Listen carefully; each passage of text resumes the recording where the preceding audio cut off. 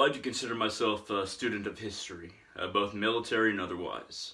Now, as I study military history, I find that human beings tend to join military groups, whether it be an army of a nation or a religious group that is militant, or some kind of rebel group or ethnical group that is fighting against somebody, a foreign foe or domestic.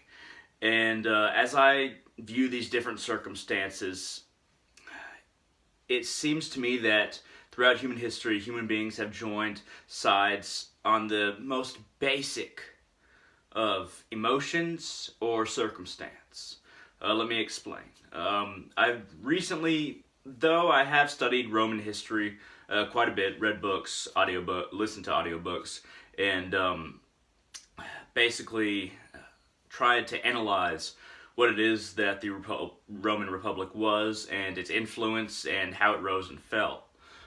There is an instance that may seem trivial, but basically sums up my point. It is when Caesar faced Pompey, and this was just a little before Common Era. It was when Caesar was trying to control Rome and Pompey was trying to defend the old order. Caesar ended up winning, but when I hear or read of their legions, I start to realize that these legions joined one side or the other purely based on where they were, how much they were paid, and not much else. There wasn't a lot of ideology involved. It was basically circumstance that these legions sided with either Caesar or Pompey.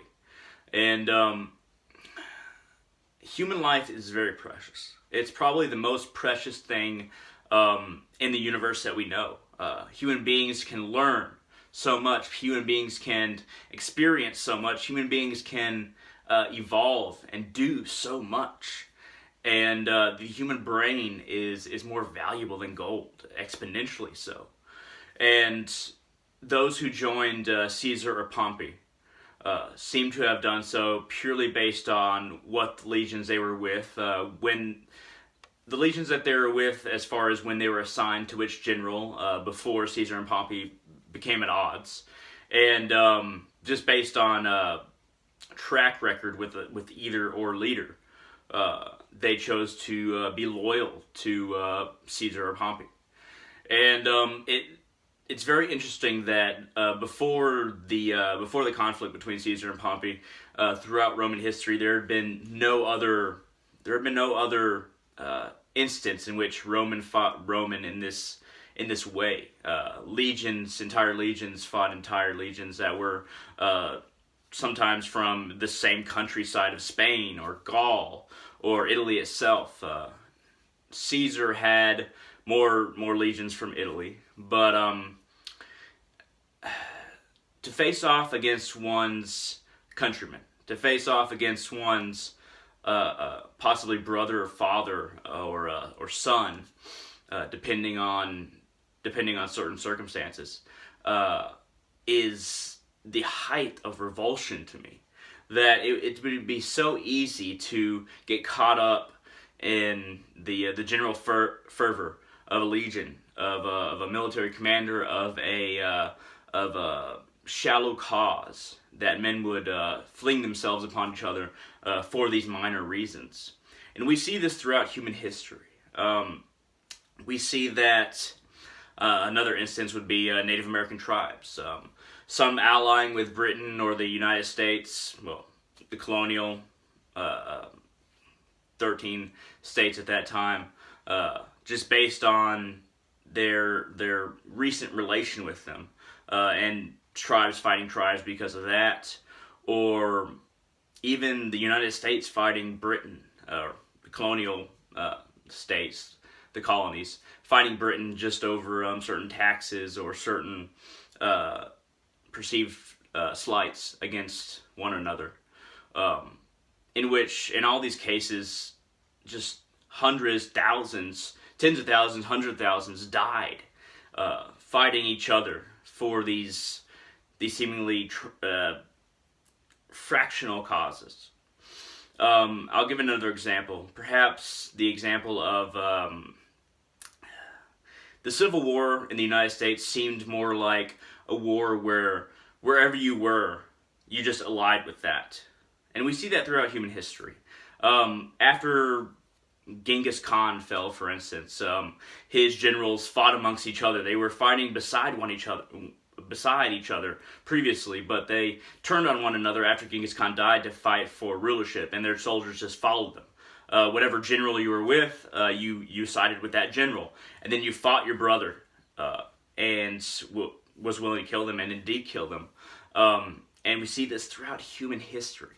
So I've always wondered, why does this keep reoccurring throughout human history? And I've decided that I've been trying to understand it from a logical point of view.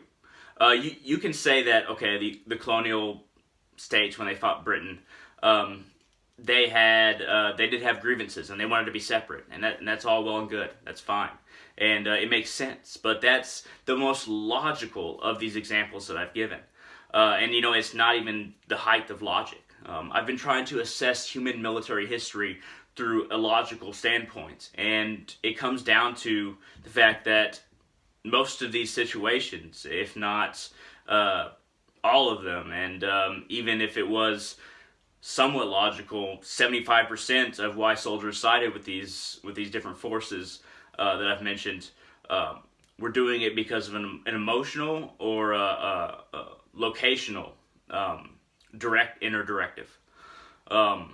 There is far more emotion in warfare throughout human history, not necessarily talking about now, but now as well, then there is a logical understanding, and there is a logical choice to side with one ideology or the other. And the Crusades, for instance, they were more of there was a desire to own a certain amount of land, a certain piece of land, Jerusalem, the area that was very significant to all religions that are mostly known nowadays, the monotheistic religions, Judaism, Christianity, Islam, the most well-known ones nowadays, were fought over just a piece of land. The Crusades were, and it tears me up inside to think that we don't realize that even if it's a religious war, that God is everywhere. He's not in a place. He is the God of everything. So why fight over a piece of land? And then when it comes to military conflict or rebellions or anything like that, or revolutions, I think that why wasn't there more effort to reach an agreement to where these minor infractions against one another could have been dealt with in a more logical and peaceful means? And this is what makes me think that war in general is more emotional. It's not logical. Now, especially when it comes to offensive warfare, and when it comes to desiring power, that is very emotional. And certain leaders desire power, and they direct a nation very easily throughout human history. And it's baffling. Whether it be the Emperor of Japan and his generals directing the nation of Japan to attack the United States because of a perceived slight that they were going to run out of oil. Whether it be Hitler directing Nazi Germany towards war with Russia because, well, basically they were communist and Hitler wanted their oil supplies. These minor differences seem to fling leaders emotionally into conflicts, and then everybody else follows. And I've always wondered, why does everybody else follow so much? And it always comes down to emotion. It always comes down to herd mentality. It always comes down to trying to be like everybody else around you. And if you have a legion, an army, even a squad or a platoon, there's a general emotion among them, then they will follow that emotion more often than not throughout human history. And it's very troubling. We have a long way to go, and we're not even past this yet. Now, self-defense is more of a logical solution to the problem of being attacked, or a desire to be secure, your family being secure, is a more logical argument than the vast majority of wars that happen throughout human history. Most of these wars have happened just off of pure emotion, saying, "Oh yeah, screw them because my leader says so, and they have power, and we can have it, and let's go out for them. Let's take them out, and then we'll have the power. We'll have even more resources. I'll get paid more, and I can live more luxuriously." And wars have been fought over wealth and resources just throughout recorded history. And it makes me realize that nowadays it may seem more complicated, but most of the time wars within the last 100 years have been all about resources and emotion. It's very rarely logic. This has been a bit of a rant on war and why it's fought, but I just wanted to share some ideas because this has been troubling me for a long time. And everybody will have their own side. Okay, this religion is correct because of this. This nation is or was more virtuous because of this, or more moral, or because they wanted to be free because of this. And then the other one is the tyranny, or the weak one that deserves to be conquered. This just happens in an endless cycle throughout human history. And the more I study it, the more I realize that I'm approaching human history from the wrong standpoint. It can't be approached through logic. It has to be approached through emotion, as far as understanding why people did things and why people do things now. Seeming like the top dog, seeming like the dominant force, has destroyed billions of human lives. Far more than disease, far more than slavery, plague, far more than a lack of resources.